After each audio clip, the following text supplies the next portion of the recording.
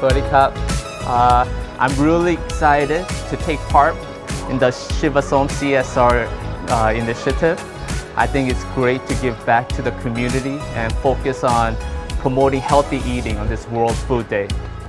Healthy eating, I believe, is like building a strong house. It needs to start with a solid foundation. So we need to educate our kids on the importance of nutrition and healthy consumption. The kids are our future, and their education and their well-being is, I believe, true sustainability.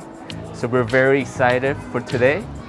We'll explore new flavors and importance of healthy eating. Thank you so much.